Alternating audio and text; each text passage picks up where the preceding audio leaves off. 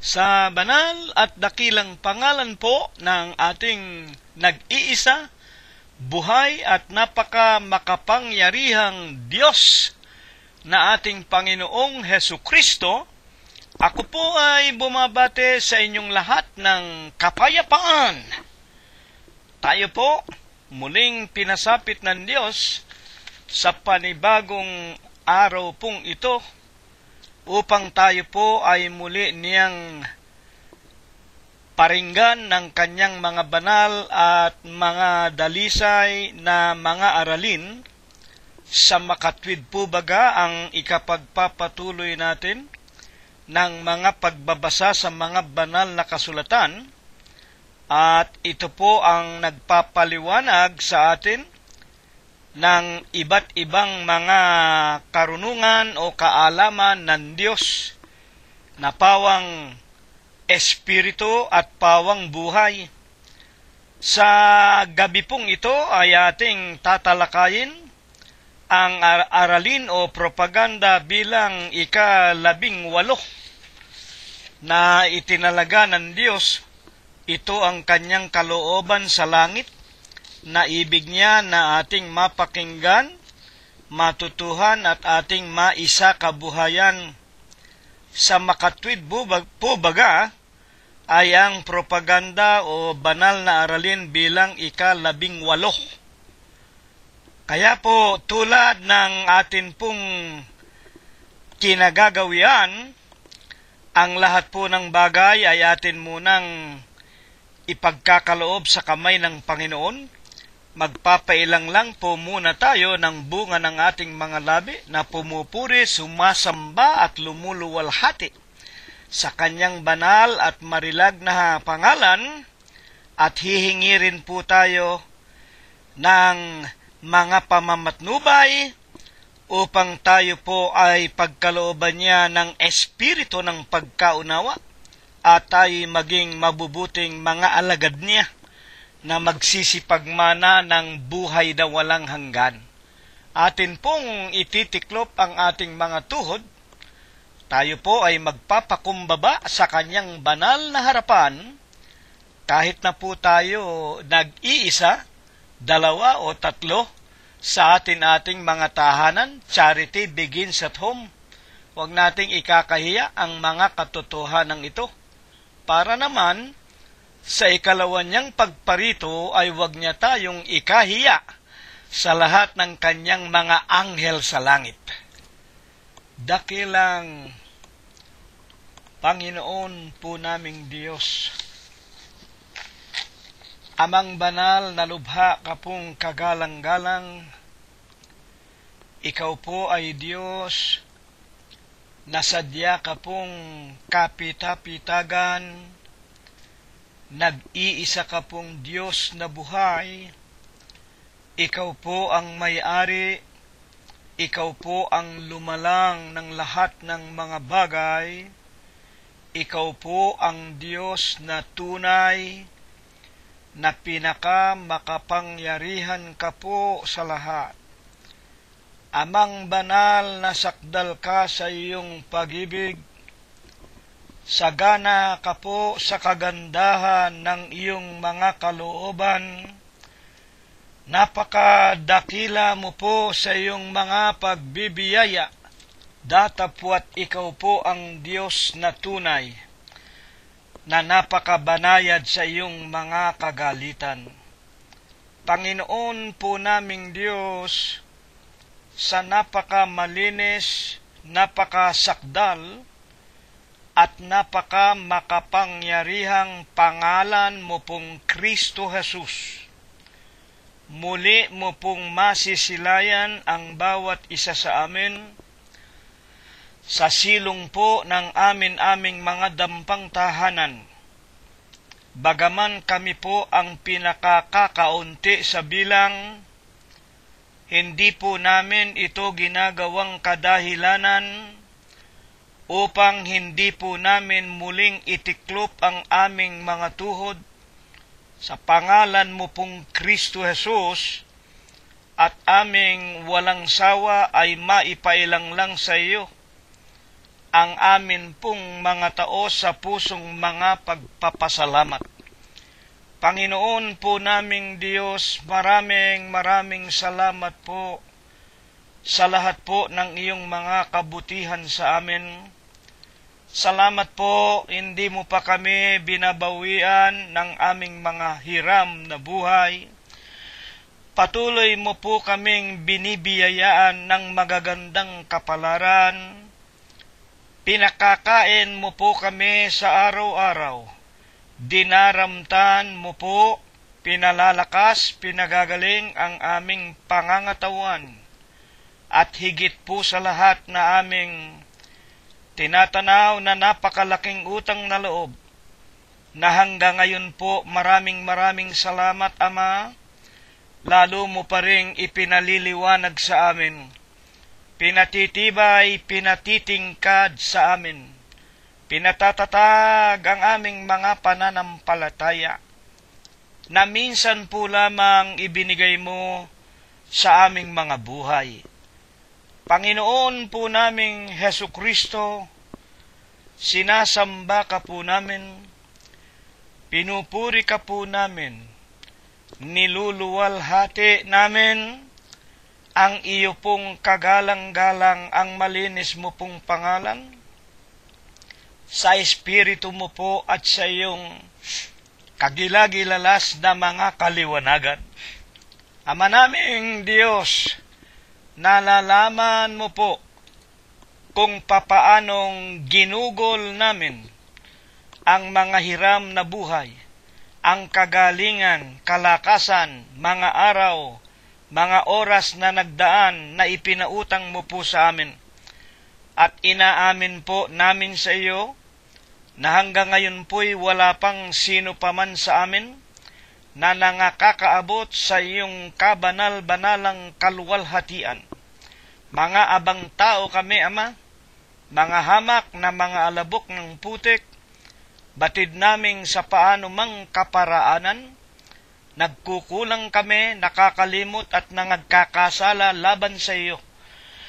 Gayunman, alang-alang sa iyong mga aralin, alang-alang sa iyong mga salita na lipos ng Espiritu at ng buhay, alang-alang po sa pangalan mong Diyos at Kristo Jesus, na itinatak mo po sa ilan sa amin, nang kami po ay nangagpabautismo at sumampalataya sa iyo pong banal na iglesia, sa pangalan ng Ama, Anak at ng Espiritu Santo, sa makatwidbaga sa iglesia ng Diyos kay Kristo Jesus, na binayaran mo po ng iyong sariling dugo at ng iyong buhay, at alang-alang din naman sa mga kaibigang tinawag mo po't pinagparanasan, ibinigay sa amin upang aming makasama sa pakikinig ng iyong mga dalisay na palatuntunan, at sa lahat ng iyong mga anak na mga tunay na mananambal sa Espiritu at sa katotohanan,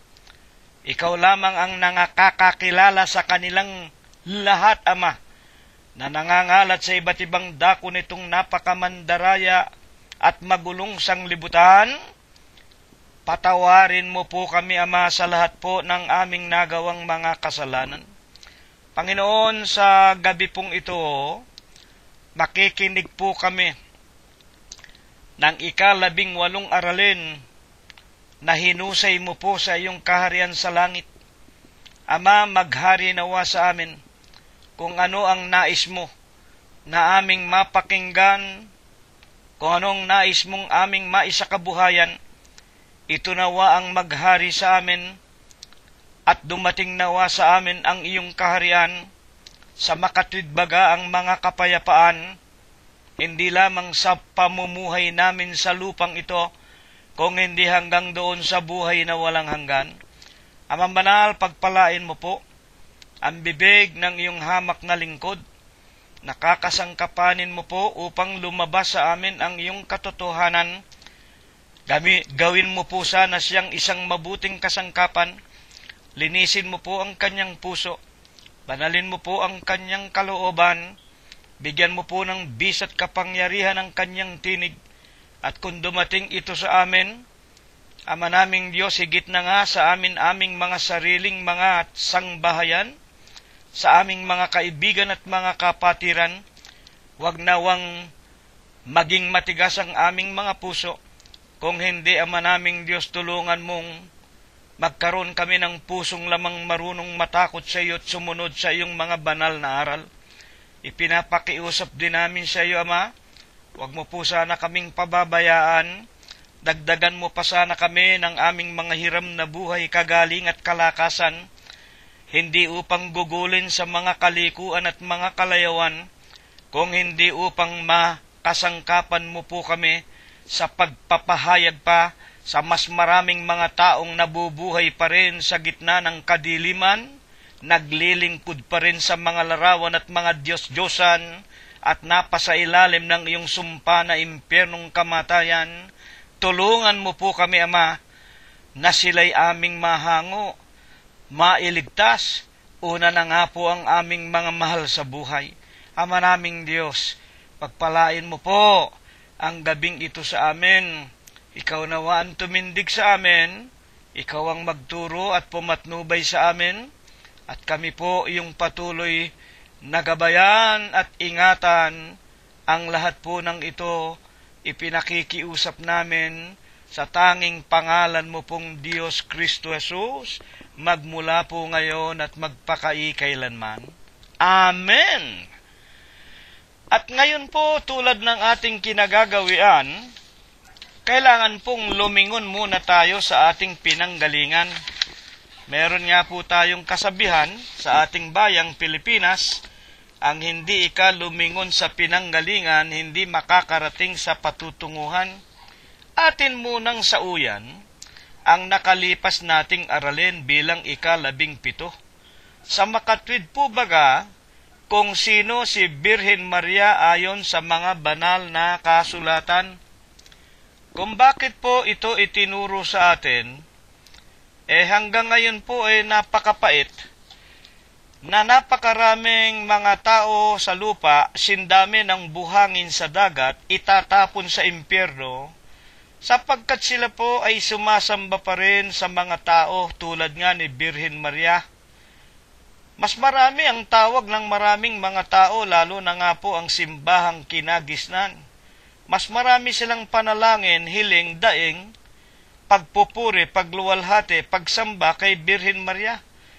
At sa iba't ibang mga tao na matagal nang patay, maging mga santo at maging merong mga buhay.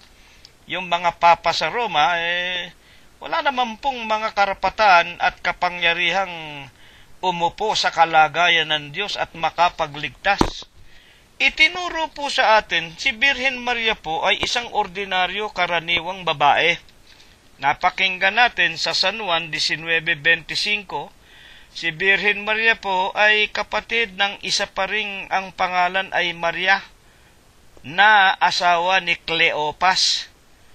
At si Birhen Maria sa Lucas 1:36, siya po ay malapit na kamag-anak ni Elizabeth, na ito naman ang ina ni Juan Bautista.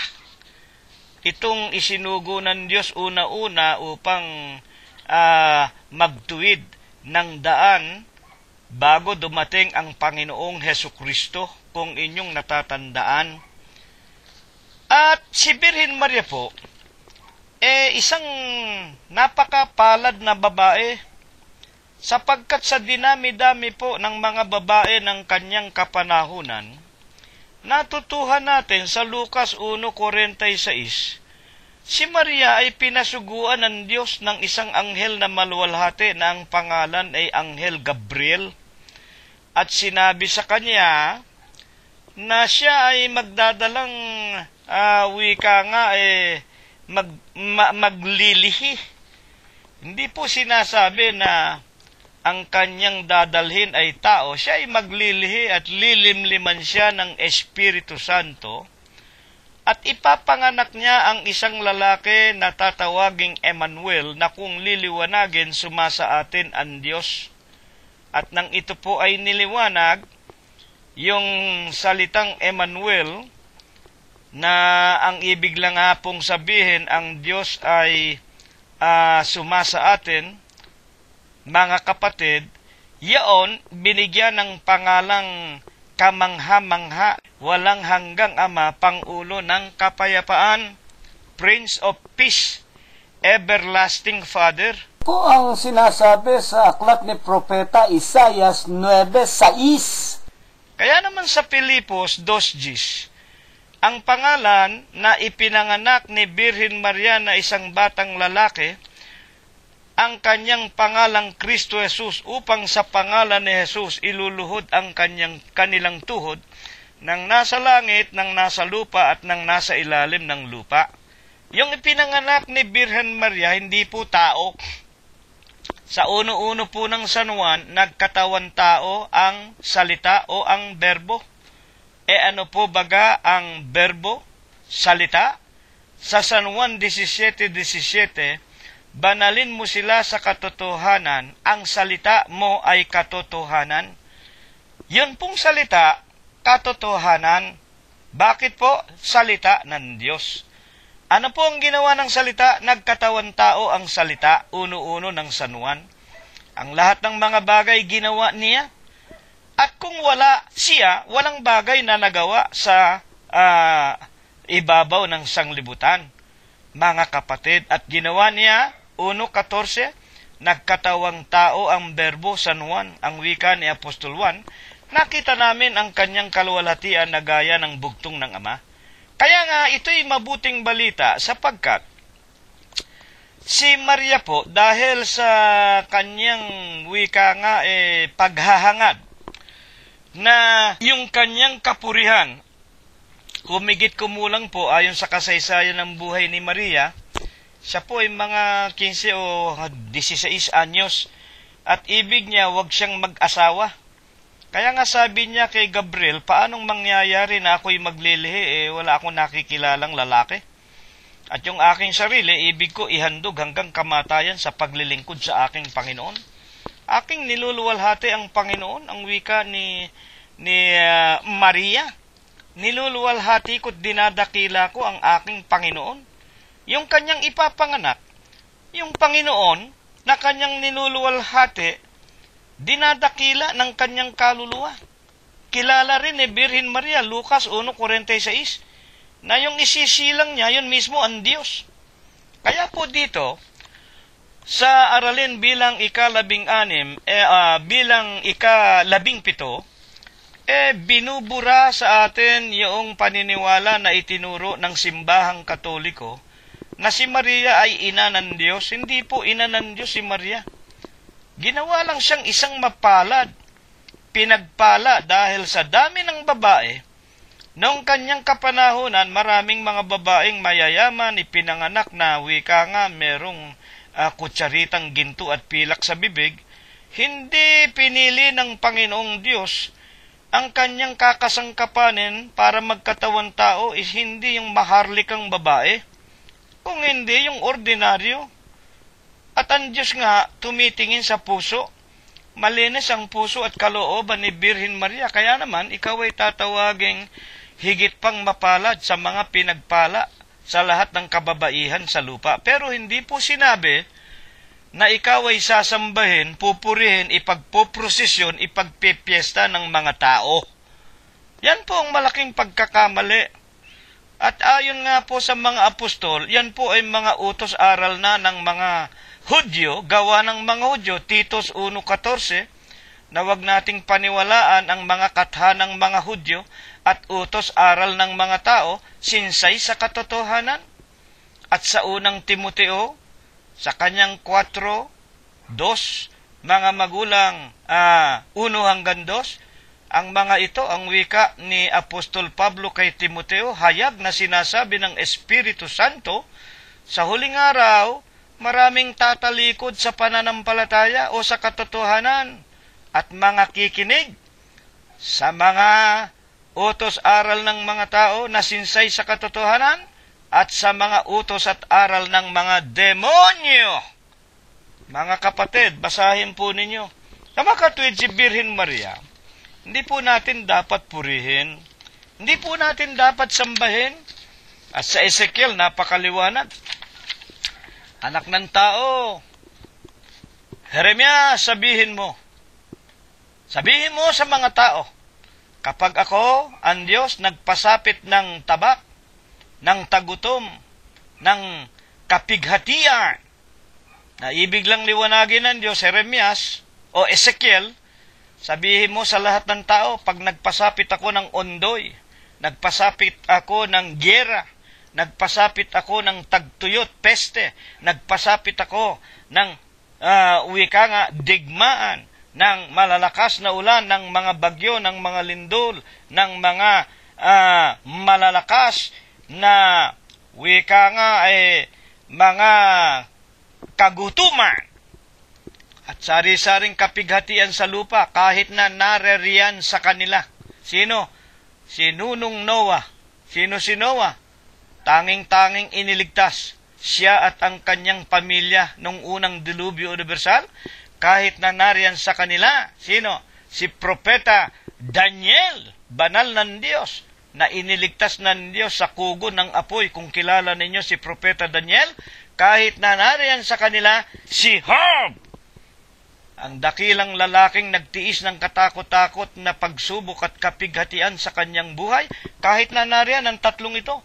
Ang ibig sabihin ng Panginoon, kahit na sinong banal, ang nariyan, mabuhay na maguli at aking padala sa inyo, hindi kayo ililigtas sa undoy, hindi kayo ililigtas sa digmaan, hindi kayo ililigtas sa kagutuman. Walang makapagliligtas na mga tao kahit na mga banal na nabubuhay pa o patay na, wala. Ang makapagliligtas lamang, mga kapatid, ang kani-kanilang mga gawa ng katwiran. Kaya nga malimit ninyong mapakinggan kay kapatid na sarilo ninyo, hindi po ako magliligtas sa inyo. Hindi po kaming mga tao. Ang tanging makapagliligtas sa atin, yung mga salita ng Diyos kung ito'y ating sinusunod at isinasa kabuhayan. Unang Korinto 15:1-2. Ang wika ni Apostol Pablo, ligtas kayo kung matama ninyong sinusundan ang ebanghelyo na sa inyo'y aking ipinangangaral, maliban na kung kayo nagsisisampalataya ng walang kabuluhan. Yan po ang ating napakinggan ng nakalipas na aralin bilang ika-17.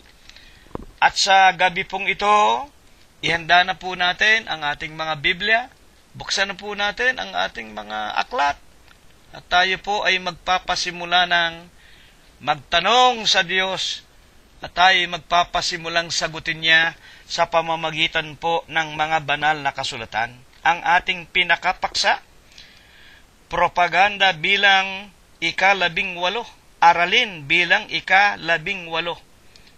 Kailangang maalaman ng tao kung sino siya, ayon po sa mga banal na kasulatan.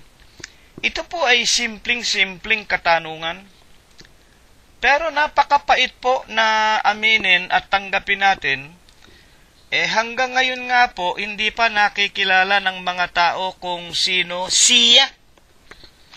Ano po ang karaniwang nakikita natin sa mga tao? Ang mga tao po, huwag kayong magagalit sa akin, ho.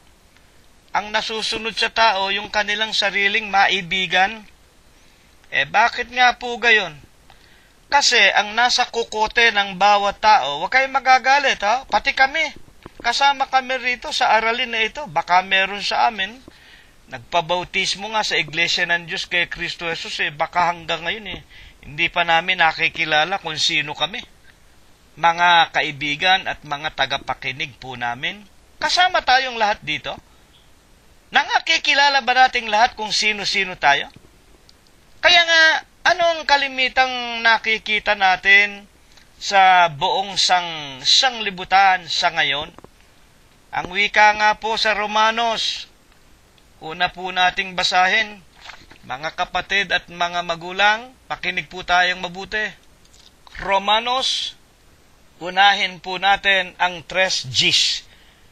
Gaya ng nasusulat, walang matuwid, wala kahit isa. Walang nakakatalastas, walang humahanap sa Diyos. Lahat ay nagsilihis, magkakasamang nawala ng kasaysayan. Walang gumagawa ng mabuti, wala kahit isa. ang kanilang lalamunan ay isang libingang bukas, nagsisigamit ng daya sa pamamagitan ng kanilang mga dila, at ang kamandag ng ulupong ang siyang nasa ilalim ng kanilang mga labi. Ang kanilang bibig ay puno ng panunumpa at ng kapaitan. Ang kanilang mga paa ay matulin sa pagbububo ng dugo. Kagibaan at kahirapan ang nasa kanilang mga daan. Ang daan ng kapayapaan, hindi nila nakikilala. Bakit? Walang pagkatakot sa Diyos sa harap ng kanilang mga mata. Napakaganda po. Ito po talaga ang kasalukuyang nakikita natin sa huling araw. Wala po talagang matuwid. Wala kahit isa.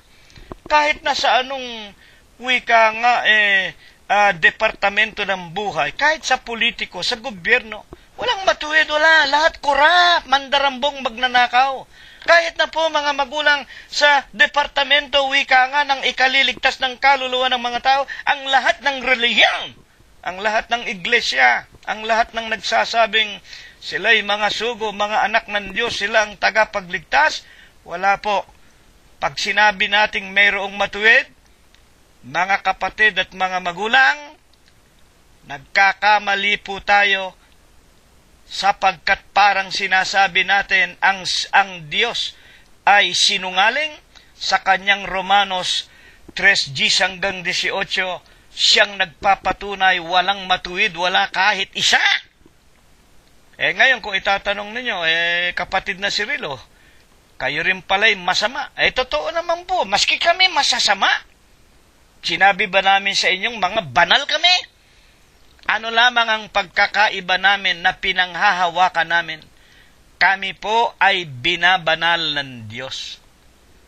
Buksan po ninyo uno-uno ng Korinto sa mga pinapagiging banal. Saan? Sa Iglesia ng Diyos kay Kristo Jesus. Sa mga pinapagiging banal. Sa loob ng Iglesia ng Diyos kay Kristo Jesus, kami masasamang mga tao rin, pero ang pagkakaiba namin sa inyo na mga Katoliko, mga Protestante at iba't ibang mga reliyong inyong kinaroroonan, mga kapatid, dito po sa amin, literal na nababasa natin sa Biblia, sa loob ng Iglesia ng Diyos kay Kristo Jesus, na bahay ng Diyos, binabanal kami na mga miyembro. Bagaman kami nagkakamali, hindi naman namin sinasadya ang pagkakamali. Natural yan Wala pa pong taong nakaabot sa kaluwalhatian ng Diyos, Romanos 3:23. Lahat ng tao hanggang ngayon nagkakasala pa rin. Walang matuwid, wala kahit isa, pero merong itinutuwid. Sa loob ng iglesia, itinutuwid kami. Papaanong paraan?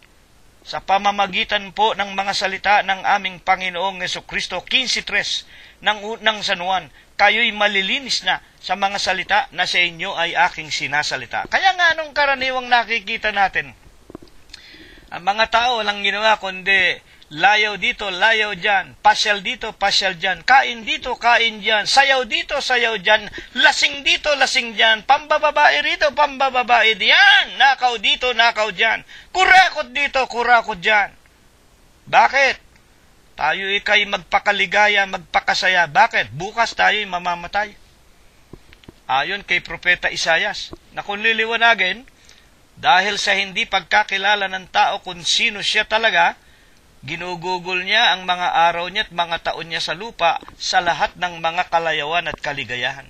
Kaya nga bilang unang katanungan, ano po ang dapat na maunawaan, alamin nating mga tao tungkol sa ating mga kalagayan? Buksan na natin ang ating mga banal na kasulatan. Sa aklat po ni Pedro, unang Pedro, 1:24, ito po ang sagot. Sapagkat ang lahat ng laman, tayo po tao laman, ang lahat ng laman ay gaya ng damo, katulad daw tayo ng damo. At ang lahat ng kanyang karangalan ay gaya ng damo, gaya ng bulaklak ng damo. Ang damo'y natutuyo, ang bulaklak ay nalalanta. Tayo raw po laman, tayo tulad ng damo. At ang damo, kahit na damo o anumang halaman, namumulaklak yan. At ang bango ng bulaklak, yun ang kanyang karangalan. ang kanyang karangalan gaya ng bulaklak ng damo. Ano po nangyayari sa ating mga tao? Nalipos man tayo ng karangalan, ang damo'y natutuyo, ang bulaklak ay nalalanta, ang karangalan natin natutuyo, ang katawan natin nalalanta. Sa makatuwid, ang tao mamamatay, ang ibig lamang sabihin, at mauuwi sa wala, kung ano man ang ating mga kapurihan at karangalan taglay. Bilang ikalawang katanungan, pinatutunayan po baga ito ng iba pang mga apostol? Buksan po naman natin ang aklat ni Apostol Santiago 4:14. Kayo nga na hindi nakakaalam ng mangyayari bukas, ano nga ang inyong buhay? Eto po, sino ba kausap dito? Mga hayop ba? Hindi po. Hindi po nakakaintindi ang mga hayop. Ang tao po, we are the only rational being that was created by God. Kaya nga po sa lahat ng nilalang na may laman, mga hayop may laman yan Tayo may laman. Sa lahat ng mga nilalang ng Diyos na laman, o tao, o mga hayop man, tayo lang ang ginawa sa larawan ng Diyos. Tayo ang binigyan niya ng karunungan. Tayo ang kinapalooban niya ng pag-ibig sa ating mga puso. Tayo ang binigyan niya ng pagiging makatarungan o rational being. Tayo po, pinagkalooban niya ng kapangyarihan para tayo maging Diyos ng lahat ng mga bagay na mababa sa atin. Mga kapatid, sa makatwid, sa lahat ng nilalang na laman ang tao. The most rational being. Dadapwat ano ang sabi ng Diyos sa pamamagitan ni Apostol Santiago 4:14? Paano niya pinatutunayang tama si Apostol Pedro? Lahat ng laman ay gaya ng damo. Ang lahat ng wika nga, damo at ang kanyang bulaklak at ang kanyang kapurihan natutuyo, nalalagas, nalalanta. Kayo ngang hindi nakakaalam ng mangyayari bukas. Hindi natin nalalaman kung ano mangyayari bukas. Ano nga ang inyong buhay? Kayo nga'y isang singaw. Ayan. Si Apostol Pedro, tayo daw parang bulaklak, halaman. Si Apostol Santiago, tayo naman ay parang singaw. Nasa sangdaling panahon ay lumilitaw at pagdakay napapawi. Ano ba yung tinatawag na singaw? Hindi ko nga malaman kung paano sumibol yan. Alam ba niyo yung singaw? Unahin natin sa ating mga tao. Di ba kung minsan sa tindi ng lamig ng panahon, pagkatapos biglang iinit, biglang may bubukol sa ating mga labi. Mahapde, masakit. Tinitiris pa natin. Singaw yan. Ngayon, nariyan yan. Parang yung tinatawag ng mga virus. Alam ba ninyo yung virus? Yun yung mga mikrobyo na pumapasok sa mga tao, sa mga hayop o sa mga halaman man. Sa isang panahon, nariyan yan. Yung mga wika nga na nakakasira na yan, nakakasakit, pero in a certain period of time, nawawala. Yan po ang virus.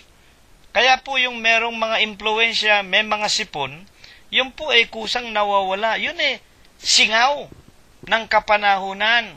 Ganyan daw po tayong mga tao, parang singaw. At meron pang mga kasabihan sa Biblia, hindi ko nababasahin para wag tayong umaba. Tayo parang anino. Ano ba ang anino?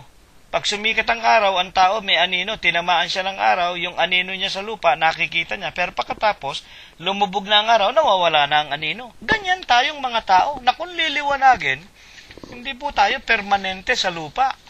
Hindi natin mapapahaba o wika nga, mapapanatili tayo sa sanglibutan. Hindi natin mapagpapasyahan ang ibig lamang sabihin. Ang ating magiging kapalaran, hindi natin nalalaman kung ano ang bukas. At ang ating buhay, hindi para sa ating sariling mga kagustuhan, mga iginagalang na tagapakinig. Totoo ba yan? Na ang ating mga kapalaran ay wala sa atin? 14:7 po ng Romanos. Sapagkat ang sino man sa atin ay hindi nabubuhay sa kanyang sarili, at sino man ay hindi namamatay sa kanyang sarili. Sapagkat kung nangabubuhay tayo, sa Panginoon tayo'y nangabubuhay, o kung nangamamatay tayo, sa Panginoon tayo'y nangamamatay, kaya't sa mabuhay tayo, o sa mamatay man tayo, tayo ay sa Panginoon. 14:8 ng Romanos. Ito po malimit na mapagkamalian ng maraming mga tao. Ayan kapatid na Cirilo. Romanos 14:8. Kaya't sa mabuhay tayo o sa mamatay man tayo, tayo ay sa Panginoon. Ito po ang tinatawag na doktrina ng mga Protestante at ng mga Katoliko rin naman at ng maraming mga reliyon na hindi Kristiyano. Ay mga Buddhist, yung mga Confucius, they all are having the same belief that where you are as a member of a certain church, for example, you are a Christian, you are a Buddhist, you are a Muslim, you are whatsoever religion you belong to, when we die, we are all going back to God. Yan po ang malimit na mapagkamalian ng maraming mga reliyon at maraming mga tao.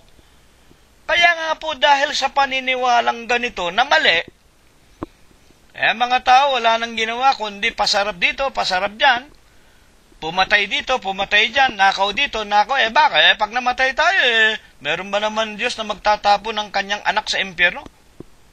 Ang daming mga lalaki ayaw tumigil ng pambababae. Maraming mga lalaki na mamatay sa kandungan ng hindi nila asawa. Bakit? Ang pananampalataya ng mga taong yun, nakala nila, maski na mga kriminal sila, papasok sila sa langit. Yan ang pagkakamali. Yan ang sinasabi ng Panginoong Jesucristo ng mga bulaang propeta, bulaang relihiyon, bulaang mga wika nga, mangangaral na walang itinuturong mabuti. Kung babasahin natin muli, Romanos 14:7 muna, sapagkat ang sino man sa atin hindi nabubuhay sa kanyang sarili, putulin ko muna. Ako halimbawa, hindi pala ako nabubuhay sa aking sarili. Ano ang ibig sabihin nito ni Apostol Pablo? Kaya pala si kapatid na Cirilo ninyo, hanggang ngayon nabubuhay pa, ngayon nangangaral sa inyo sa araw at sa gabing ito, dahil merong bumubuhay sa akin. Sapagkat ang sino man sa atin hindi nabubuhay sa kanyang sarili, at ang sino man ay hindi namamatay sa kanyang sarili. At kung mamatay naman ako mamaya o bukas, meron palang pumatay sa akin, ang ibig lang sabihin. Sino nga yan? Kaya't sa mabuhay tayo, 14:8, sa mabuhay tayo, o sa mamatay man tayo, tayo ay sa Panginoon. Ang ibig sabihin ng talata, whether we live or we die, the Lord God is the one doing it for us. Ang Panginoon ang nagbibigay ng kapasyahan ito sa tao. Hindi kasi naiintindihan ng maraming mga relihiyon ng maraming mangangaral ng mga relihiyon bakit nga pag-iisipan pang mabuti yan? Mas marami silang nakakamal na pakinabang Pagka ang isang tao turuan mo kriminal ka, pumatay ka, 2 asawa mo, sinungaling ka, walang yakang tao, huwag ka mag-alala, sa Diyos ka rin. At saka hindi importante yung reliyon. Ayan, para sinasabi ninyong hindi importante ang dugo ng Panginoong Jesucristo. Iisa lang ang iglesia na itinatag ng Diyos, binayaran niya ng kanyang sariling dugo sa bundok ng Kalbaryo, Aklat ng mga Gawa 20:28, the Church of God that He purchased with His own blood, King James Version. Basahin niyo. Isang iglesia yan na binayaran ng dugo ng Panginoon. Hindi binayaran ng Panginoong Jesucristo ang simbahang Katoliko. Hindi ang mga Protestante na tinatawag sa iba't ibang pangalan ng mga tao. Ang wika ng Panginoon, ang kaluwalhatian ko, hindi ko ibibigay sa iba. Hindi ko ibibigay sa mga larawan. Hindi ko ibibigay sa mga nilalang lamang o mga tao. Ibibigay niya sa kanyang sarili. Mga magulang, ay alin ang sarili ng Diyos? Si Kristo ang ulo ng katawan. Colosos 1:18. Ano ang katawan? Sa makatwid bagay ng iglesia. Ano ang pangalan ng iglesia? Unang Tesalonica 2:14, tinutularan ninyo ang mga iglesia ng Diyos na nasa Judea kay Kristo Jesus. Tutularan na lamang natin alin ang binayaran ng dugo ng Panginoong Jesucristo na iglesia ng Diyos kay Kristo Jesus. Ano masusumpungan natin doon? 1:14 din ng Kolosas, kinaroroonan ng katubusan ng kapatawaran ng ating mga kasalanan. Mga kapatid, ngayon, May katotohanan po baga ang napakinggan natin na kung tayo nabubuhay, ang Diyos ang bumubuhay sa atin, at kung tayo mamatay, siya rin ang pumatay sa atin? Deuteronomio 32:39, buksan ninyo ang inyong mga Biblia. Tingnan ninyo ngayon na ako sa makatwid bagay ako nga, walang Diyos sa akin. Ako pumapatay. Ako ang bumubuhay. Ako ang sumusugat. Ako ang nagpapagaling. Walang makakaligtas sa aking kamay, sapagkat aking itinaas ang aking kamay sa langit at aking sinasabi, buhay ako magpakai kailanman. Ayan. Matututulan ba natin yan? Napakaliwanag po yan. Ako ang bumubuhay, ako pumapatay. Ako sumusugat, akong nagpapagaling. Itinataas ko ang aking kamay sa langit. Buhay ako magpakailanman. Walang ibang Diyos maliban sa akin. Napakaganda po. Mga kapatid, ito'y dapat matutuhan nating mga tao. Makapagmamalaki ba tayong mga tao na kung liliwanagin, makapagpapasya ba ang tao sa kanyang sarili kung hiwalay sa Diyos? Mga kapatid, kadalasan po nakikita natin, lalo na yung mga mayayaman, yung mga arugante, wika nga, matataas ang kanilang mga ihi, matataas ang mga ego. Oy, kayang mga anak ko na yan eh. Ipadadala ko sa Europa. Yan. Ang mga anak ko, halimbawa si Juan, padadala ko sa Cambridge, Massachusetts. Doon, yung kolehiyo ron. Marami tayong pera. Yung isa ko namang anak, ipadadala ko sa Inglaterra. Yung isa kong anak, papag-aaralin ko doon sa Fransya. Para bang hawak niya ang buhay at kapalaran ng kanyang mga anak at ng kanilang sarili. Makapagmamalaki ba ang tao? Magagawa ba ng taong magpasya sa kanyang sarili na hiwalay siya sa Diyos o wala siyang pagkakilala sa Diyos? Jeremias 9:23. Buksan ninyo.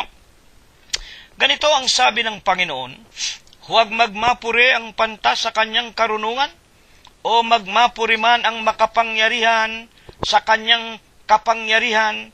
Huwag magmapuri ang mayayaman sa kanyang kayamanan. Ayan. Marunong ka?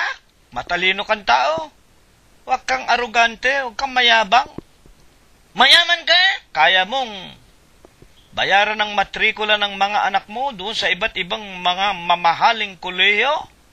Para bang alam na alam mong matutustusan mo at magagawa mo at mangyayari ang lahat ng iyong hangarin na taliwas ka sa kalooban ng Diyos o wala kang pagtitiwala sa Diyos? 9:24. Magmapuri sa ganito ang lumuluwalhati, na kanyang nangauunawa at kanyang nakikilala ko, na ako ang Panginoon, na nagsasagawa sa lupa ng kagandahang loob, ng kahatulan at ng katwiran, sapagkat sa mga bagay na ito, nalulugod ako, sabi ng Panginoon. Ano ang dapat alamin ng mga mayayaman? Ano ang dapat pag-aralan ng mga marurunong? Kailangan pupurihin muna natin ang Panginoon Diyos at luluwalhati muna tayo sa Diyos, mga kapatid. Kung tayo man ipinanganak na mayayaman, mapalad tayo. Kung tayo man binigyan ng Diyos ng karunungan, mapapalad tayo. Sapagkat hindi ang lahat ay tumatanggap ng tinatawag na mga pagpapalang ito. Pagkatapos naman, sabi nga nila, ipinanganak ka na merong kutsaritang ginto sa lalamunan, masyado namang nang ikaw magkaisip at magkatao, hindi mo na pag-alaman at ayaw mong tanggapin na hindi ka yumaman dahil sa tatay at nanay mo, pinamana lang sa iyo yan, hindi po. Meron Diyos na nagbibigay niya, na nagbibigay sa iyo ng buhay, kagalingan, karunungan at kapurihan at kalwalhatian. Dapat sana, yang lahat ng ibinigay sa iyo ng Diyos. ibabalik natin sa Diyos sa pamamagitan ng paglilingkod sa Kanya. Dapat sana magmapuri tayo. Luwalhatiin natin ang Diyos na nagsasagawa sa lupa ng kagandahang loob, 9:24 po ng Jeremias din. Hindi po sa ating sariling mga kalooban. Ano ang ibinubunga sa tao?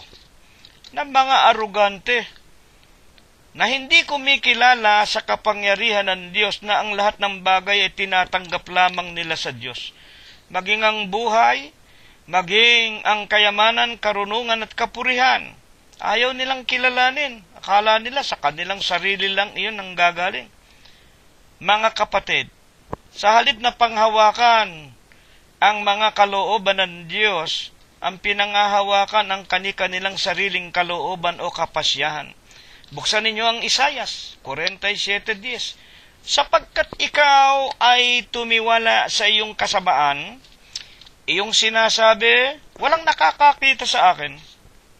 Ang iyong karunungan, ang iyong kaalaman, idagdag pa natin, ang iyong kakayamanan, nagpaligaw sa iyo. At iyong sinabi sa iyong puso, ako nga, at walang iba, liban sa akin. Yan ang espiritu ni Kerubim. Mga kapatid, tatandaan ninyo kung sino yung Satanas sa mga nakalipas nating mga aralin. Yan ang espiritu ni Kerubim, yan ang espiritu ng pagmamataas na akala niya yung kanyang kaluwalhatian ay dahil sa kanya at hindi dahil sa Diyos na nagbigay lamang nito sa kanya.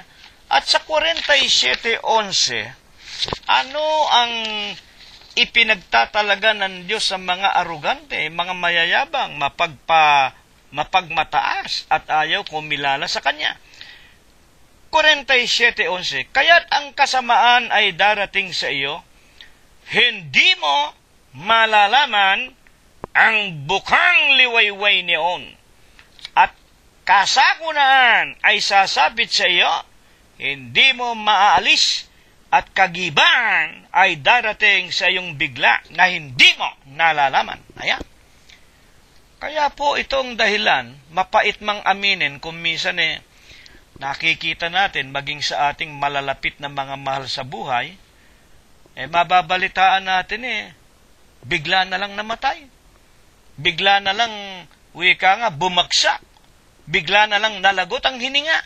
Kung minsan nangyayari sa atin, maging sa loob ng Iglesia ng Diyos kay Kristo Jesus, meron kaming mga kamag-anak na mababalitaan namin nasa gitna ng wikang kaligayahan, nasa gitna ng halimbawa, gitna ng paglalasingan, nasa gitna ng mga piyesta rito, piyesta riyan, nasa gitna ng mga takbuhan, ng mga laruan. Namatay po yung pamangkin ninyo bakit inatake po sa puso. Huwag kayong magagalit sa akin, kami man inaamin namin sa inyo, wala kaming inalilihim sa inyo. At baka sa akin mangyari din yan. Huwag nawang mangyari na ako'y makalimot sa aking Diyos. Baka ako'y ipahintulot din ng Diyos sa mga maraming mga taong bigla na lang namamatay. Ang marami namatay sa kandungan ng hindi nila asawa. Ang iba'y nangamatay na habang naghahalo ng mga pitsa ng madyong. Ang iba'y nangamatay, nakapila sa pagbili ng mga lottery ticket. Mga kapatid, ang iba'y nahagip ng tumatawid lang nasa gasaan ng truck. Maraming ganyang nangyayari, maging sa amin. At lalo na nga sa maraming mga tao. Mga kapatid na nababalitaan natin araw-araw dito lang sa TFC channel. O hindi ba, ang daming nawawala ng buhay sa sari-saring mapapait na kaparaanan? Bakit? Darating sa iyo ang wika ng Diyos, ang kasakunaan. Hindi mo nalalaman ang bukang liwayway neon. Walang babala. Kasakunaan ay sasapit sa iyo. Bakit? Arugante ka mayabang ka. Lahat na lang nang gawin mo, akala mo sa iyo nang galing. Akala mo ikaw ang nagpadakila sa iyong sarili. Akala mo ikaw ang nagpayaman sa iyong sarili. Akala mo ikaw ang nagparunong sa iyong sarili. Hindi po. Sa mabuhay tayo at sa mamatay, tayo ay sa Panginoon. Ang ibig lang sabihin ng mga banal na kasulatan, sa kalwalatian, sa kalumbayan, sa kahirapan, sa kasaganaan, ang Diyos ang nagbibigay ng lahat ng bagay na ito sa atin. Mga iginagalang na mga magulang at mga tagapakinig. Mga katanungan pa po natin, meron bang maipagmamalaki tayong mga tao sa Diyos? Meron ba tayong maipagmamalaki? Halimbawa, kung mayayaman man tayo, marurunong. Meron tayong mga kapurihan at mga kalwalhatian. Upang siya ay mabuhay na hiwalay sa Diyos, ang tao ba ay makapagmamalaki, makapagmamayabang ba tayo? Inaakala ba natin na ang mga bagay na ito'y dahil lang sa atin? Makapagmamalaki ba tayo sa Diyos? Buksan po natin ang sinasabi ng Biblia. Buksan po natin ang Jeremias 17:9. Ang puso ng tao, tayo po tinutukoy dito, ay magdaraya ng higit kaysa lahat na bagay at totoong masama. Sino ang nakakaalam? Ito'y tanong na nagpapaliwanag. Ang tanong natin kanina, meron ba tayong maipagmamalaki sa Diyos? Wala po tayong makapagmamalaki sa Diyos. Bakit po? Ang Diyos lang ang nakakaalam kung ano ang laman ng ating mga puso. Wala tayong maililihim sa Kanya. Hindi tayo makapagmamalaki. At ang puso ng tao ay magdaraya. Totoo po naman yan. Totoong masama. Sino ang nakakaalam? Di ang Diyos lamang. Sapagkat ang Diyos, tinataho niya ang puso ng bawat tao sa balat ng lupa. Siya lang nakakabasa ng ating mga kalooban. 17 Gs. Akong Panginoon, ayan na, ay sumisiyasat ng pag-iisip. Aking tinatarok ang mga puso upang magbigay sa bawat tao ng ayon sa kani-kanyang lakad, ayon sa bunga ng kani-kanilang mga gawain. Hindi po tayo pwedeng magmalaki. Iniisip mo pa lang, alam na ng Diyos ang gagawin natin. Binabalak mo pa lang, nalalaman na ng Diyos. At tayo hinahatulan ng Diyos. Tayo hahatulan ayon sa mga gawain na ating ginawa o ibinunga sa buhay na ito. Kaya nga, natutuhan natin sa nakalipas nating mga propaganda, merong 2 aklat sa langit na iniingatan ng Diyos. Una, ang aklat ng mga pangalan ng mga banal ng Diyos na nangabuhay sa lahat ng gawang kabanalan, at ang ikalawa, aklat ng ating mga gawa na isinusulat ng mga anghel na isinusugo sa atin upang isulat ang lahat ng iisipin, ang lahat ng gagawin, ang lahat ng ating isa sa katuparan sa lupa. At dito, hahatulan tayo ayon sa mga ginawa, ayon sa napasulat sa aklat ng ating mga gawa. Kaya hindi tayo makapagmamalaki sa Diyos. Kaya wag tayong, para bang kung tayo ay umasal, parang tayo ay Diyos na rin. At ni minsan wag naman kayong magagalit sa akin. Bihira po akong makakita ng tao na nananalangin sa Diyos bago kumain sa mga restoran, halimbawa. Bihira akong makakitang wika nga gumagawa ng mga kalooban ng Diyos sa kanyang kapwa-tao. Bihirang-bihira. Ang lahat po ng bagay na nalalaman ng Diyos. Kaya nga, tayo ay walang magagawa. At ang marapat nating idadalangin bilang pagkakilala na siya ang nangangasiwa sa atin, nagpapatakbo ng aking buhay, ng inyong buhay, ayon kay Santiago 4:15. Basahin natin. Sapagkat ang dapat ninyong sabihin, kung loloobin ng Panginoon, mga bubuhay kami, at gagawin namin ito o iyan. Kaya po, bagaman nabanggit ko sa inyo, talagang bihira akong makakita ng mga tao na isinasaalang-alang o ibinibigay sa Diyos ang lahat ng kanilang magiging mga kapalaran. Marami ako nakikita dyan sa TFC channel, laging ipinakikita araw-araw, maraming Katoliko nagdadasal, dumadalangin pero kanino? Kay Birhen Maria. O ngayon, kanino? Kay Pedro Labunsad. Sipin ninyong ang kanilang panalangin parang kumakanta sa pasyon.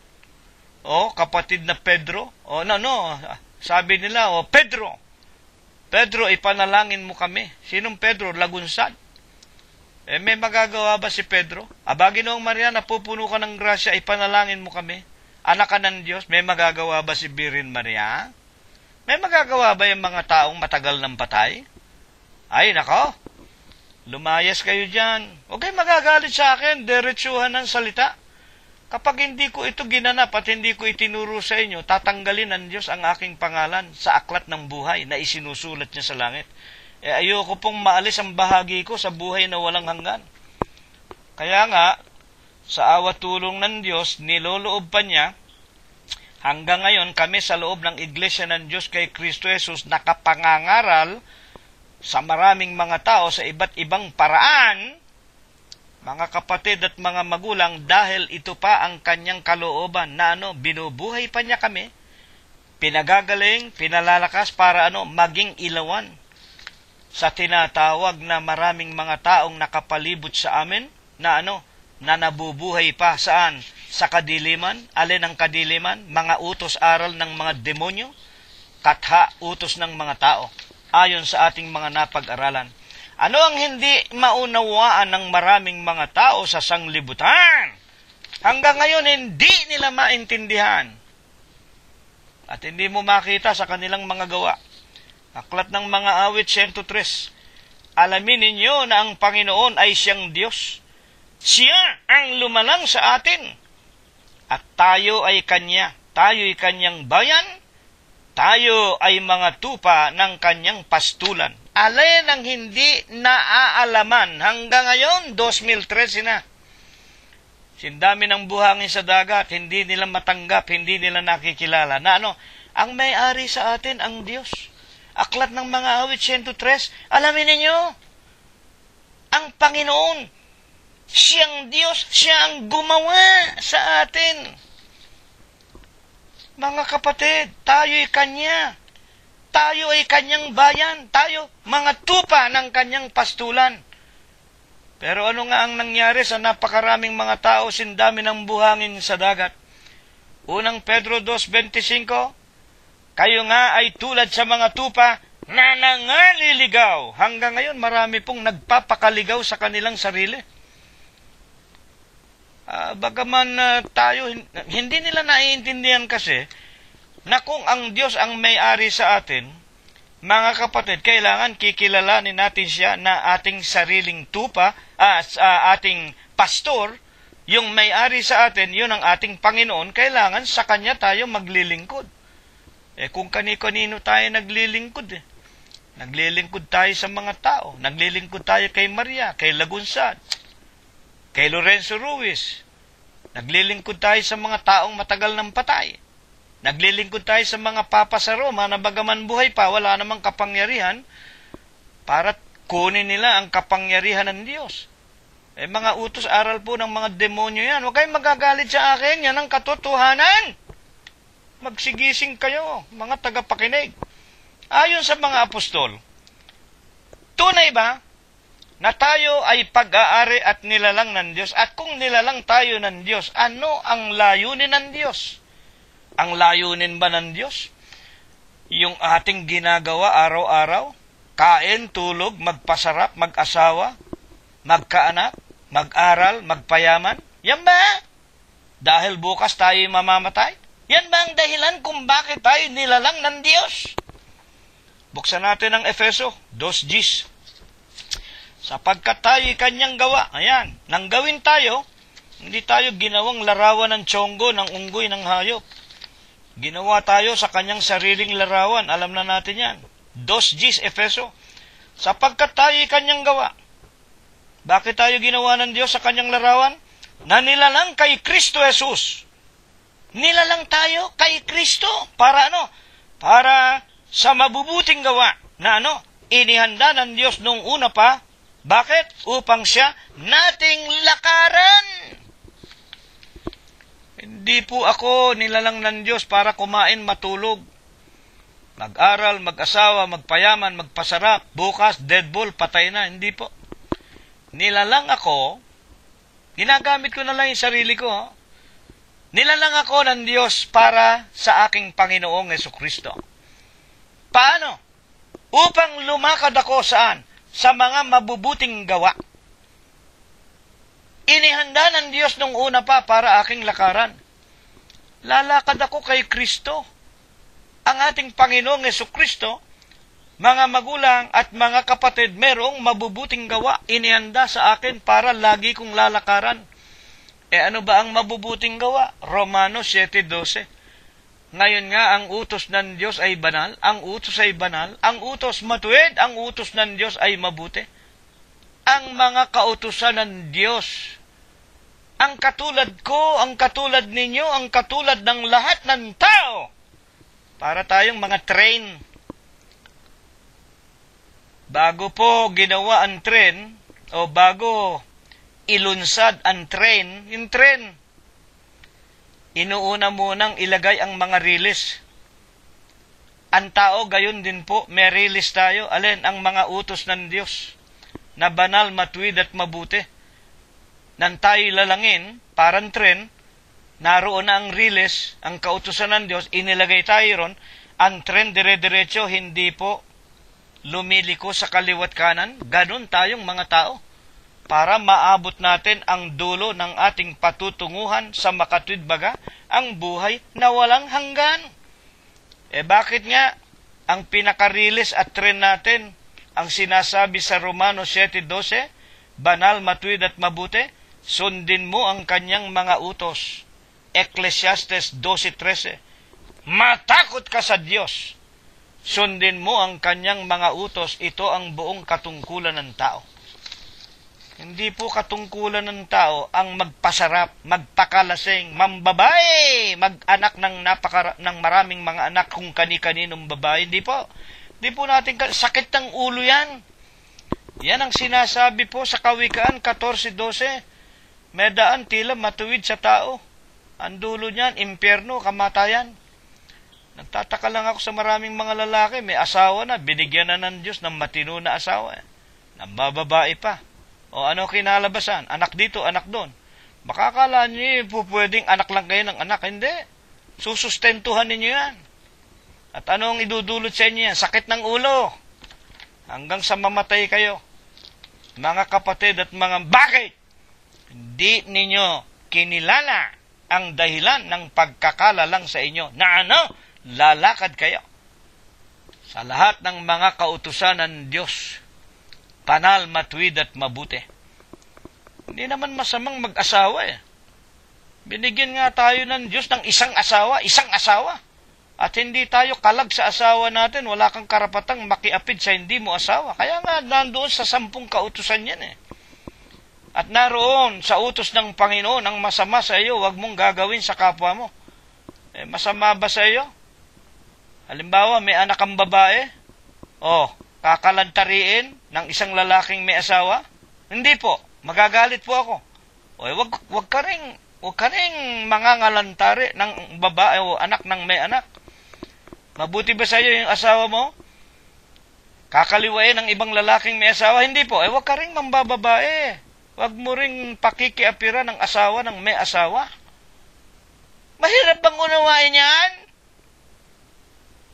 Panginoon kong Diyos yan. Mga kapatid at mga magulang, hindi itinuro sa maraming mga tao. Ang ibig masabihin, kapatid na sarilo, lahat kayo sa Iglesia ng Diyos, puro banal na ganyan. Wala po kami sinasabing ganyan. Makinig kayong mabuti, ito'y para sa lahat, kahit na sa amin, kasama ito at ako man, kung liliko ng landas. Kung madidiskaril ako bilang tren, kung liliko ako sa kaliwat kanan, mamamatay din ako. Mga kapatid at mga magulang. Ngayon, ang pagpapatuloy ng ating mga pag-aaral. Makapangangatwiran ba tayo sa Panginoon Diyos? Masasabi ba natin sa Diyos na, bakit naman Panginoon, pinipilit mo kami lumakad dyan sa daan mo? Malungkot yung daan ninyo Sipin mo yan, di pala ako pwedeng mambabae.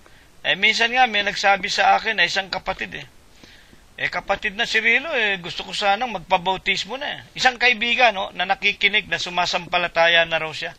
Kaya lang, ang dami pong bawal Unang-una po, bawal daw po yung kumain ng dinuguan dyan. Bawal po ang piyesta-piyesta. Bawal po yung tinatawag na pangangaruling tuwing Pasko. Ayan, may mga ganyan, mahilig sa karuling-karuling. Bawal ang mambabae, bawal ang uminom ng alak. Wala naman kami sinasabing bawal ang uminom ng alak.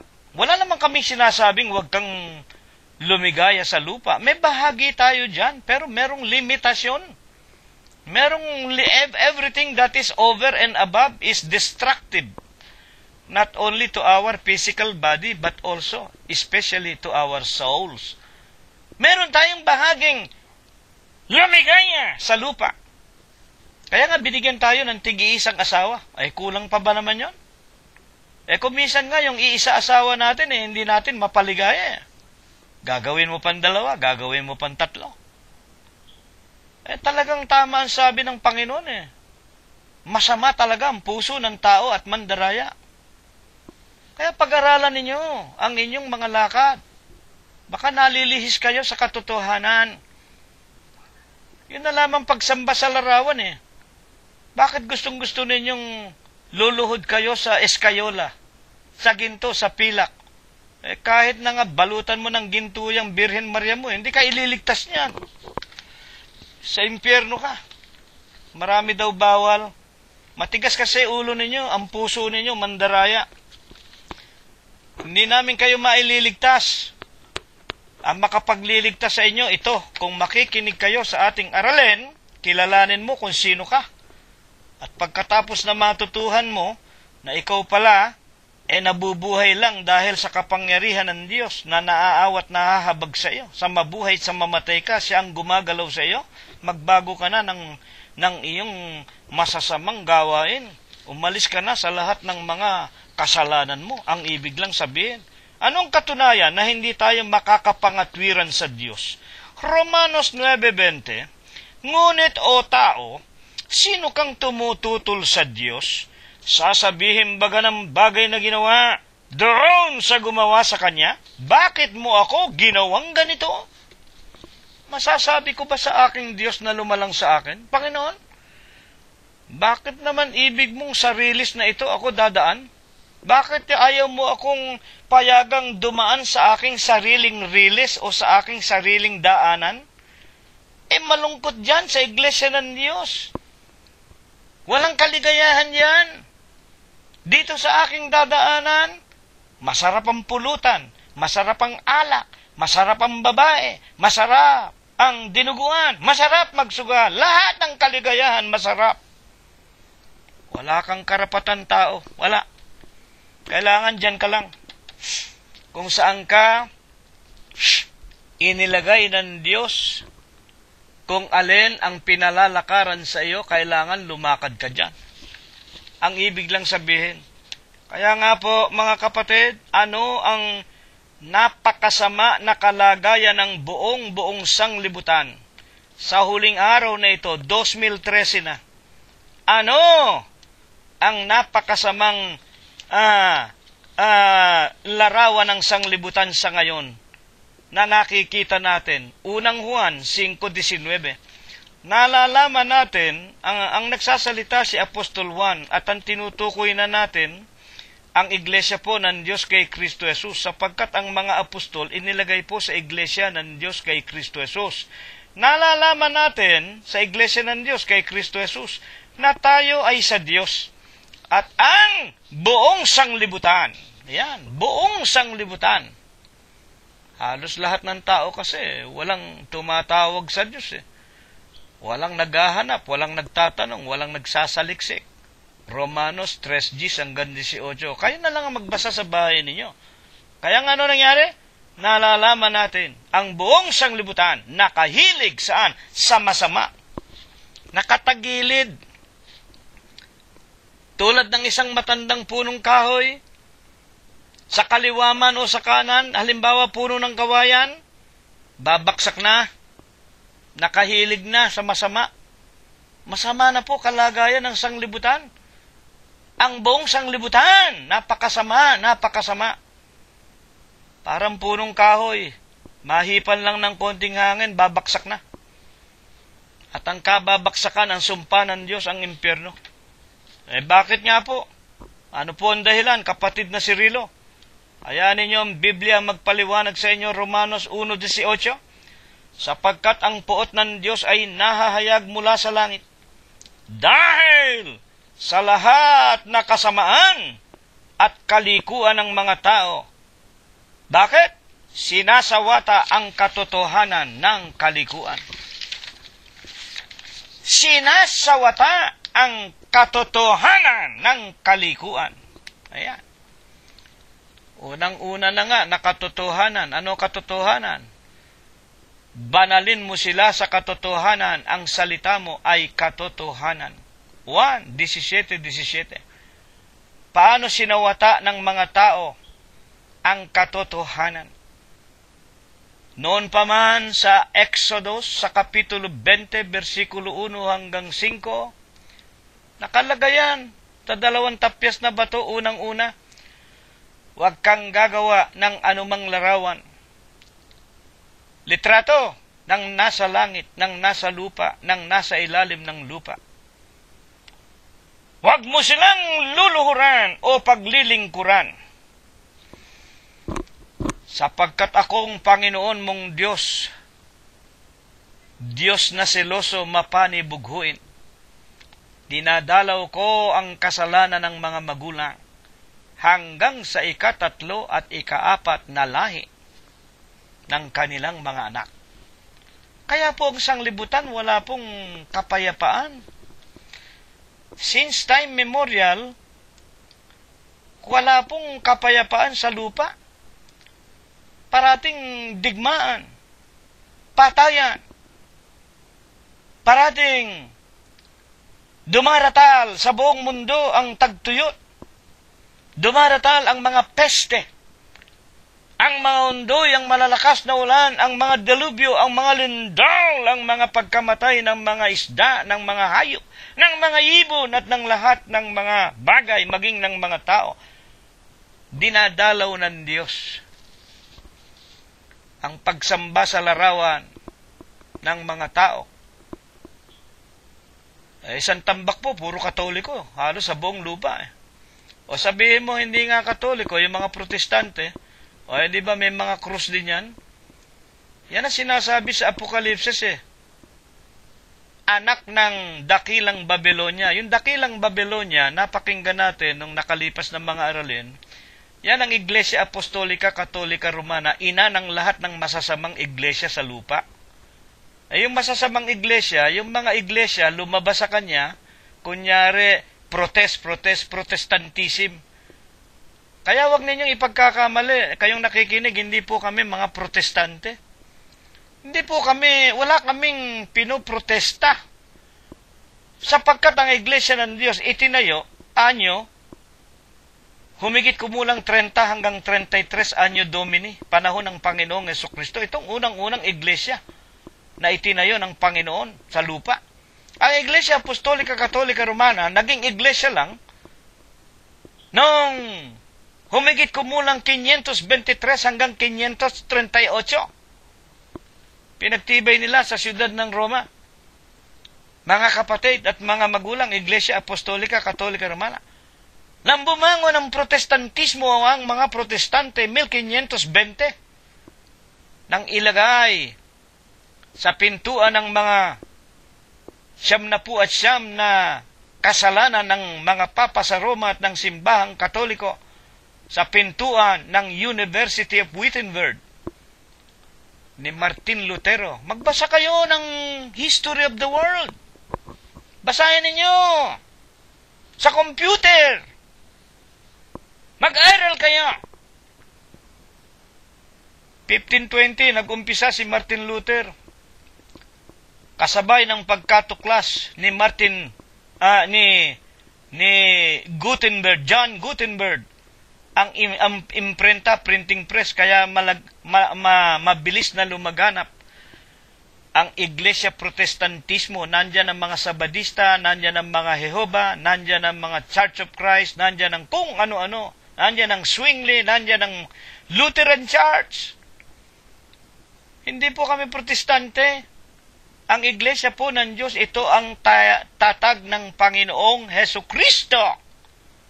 At ang mga protestante, huwag kayong magagalit sa akin, mga anak kayo ng dakilang Babylonia. Bakit nga anak? Makikita naman ninyo, lahat ng protestanteng iglesia may mga cross. Ang mga ministro nila, parang mga pari din, nagbibinyag ng bata. May mga din sila. Meron din silang kung ano-anong mga pangingili ng araw ng Sabat, nagbibigay din ng ikapo. Panginoon kong Diyos, patawarin ninyo ang mga taong ito kung baga maaari sindami ng buhangin sa dagat. Kaya nga, ang sanglibutay nakahilig sa masama. Bakit nga po? Romanos 1:19. Sapagkat, ano ang sinasabi ng banal na kasulatan? Mga magulang, bakit po? Ano pa ang mga dahilan? 1:18 muna. Sapagkat ang galit ng Diyos, ang puot ng Diyos ay nahahayag mula sa langit, dahil sa lahat na kasamaan at kalikuan ng mga tao na sinasawata ang katotohanan ng kalikuan. Sapagkat ang nakikilala tungkol sa Diyos ay hayag sa kanila, ito'y ipinahayag sa kanila ng Diyos.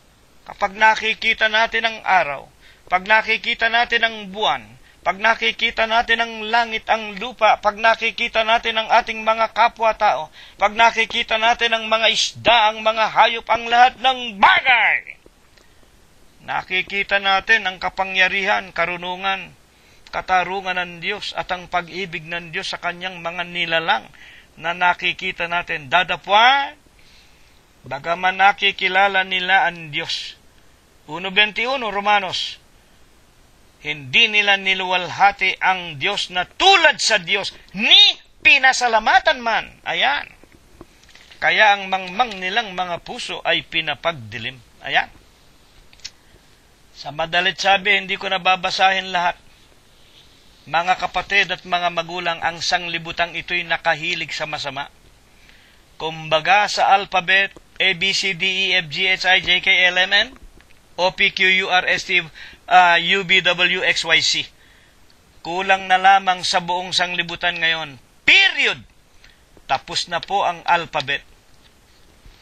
Itinakwil ng mga tao ang tunay na Diyos. Sumamba kay Birhen Maria. Sumamba kay Kalunsad. Sumamba sa mga papa sa Roma. Higit na pinahalagahan ang mga tao na nilalang kaysa pasalamatan, sambahin at luwalhatiin ng lumalang.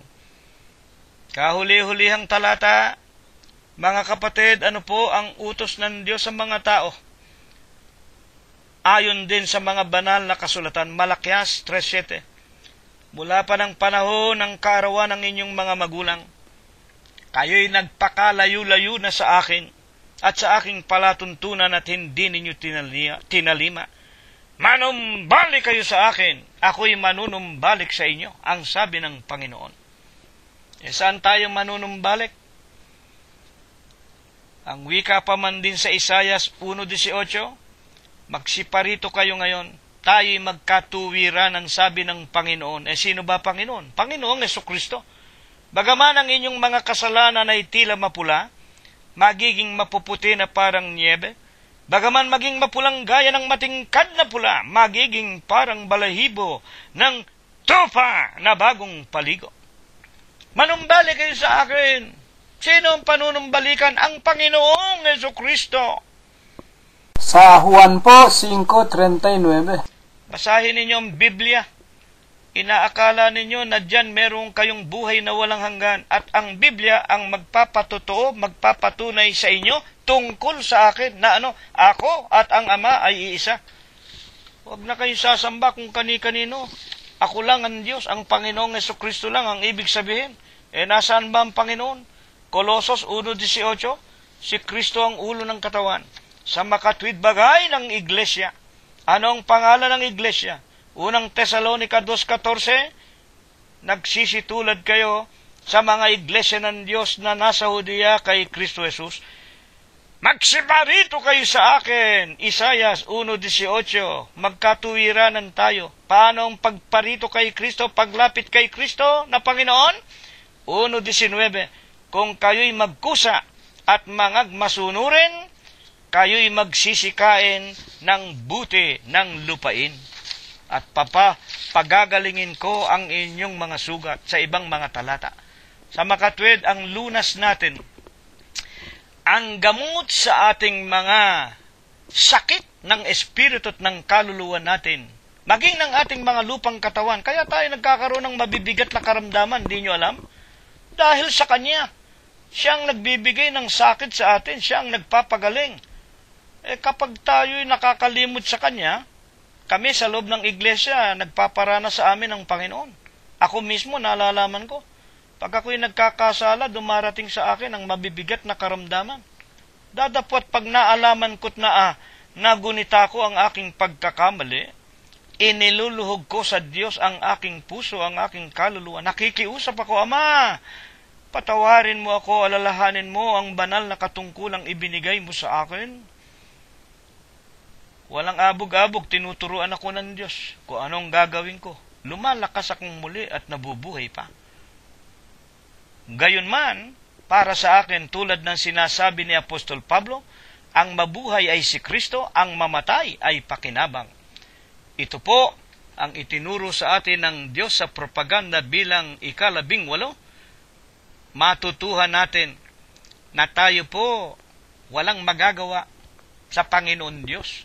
Na tayo po'y parang mga bulaklak lamang, parang mga anino, parang mga singaw, na dapat nating maalaman ang may-ari sa ating lahat, ang Panginoon Diyos. Walang iba kung hindi ang Panginoong Jesucristo. Siyang bumubuhay, siyang pumapatay. Anumang ating hahakain, gagawin, sasabihin at isa sa katuparan, ibibigay muna natin sa Kanyang makapangyarihang kamay. Ito nga ang nalalaman natin, total surrender of our souls, heart, and everything into the hands of the Lord. And He will provide and He will do everything for our sake. Let this be the lesson that the Lord would like us to understand and to follow and to obey. And through this, may the Lord God be with us all, now and forever. Amen!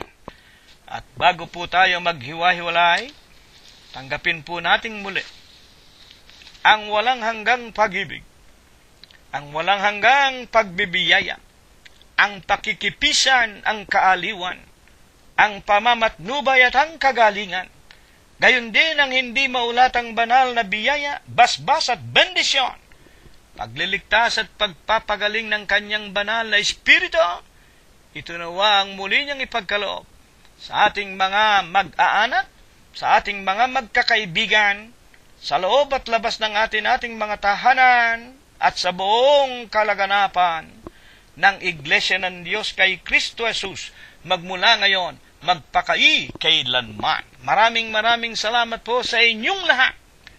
Hanggang sa darating na muli po nating mga pag-aaral, kung tayo po ay loloobin at bubuhayin pa ng Diyos. Maraming salamat po sa inyong lahat. Purihin ang pangalan ng ating Panginoong Jesucristo. Kapayapaan nawa ang sumaating lahat.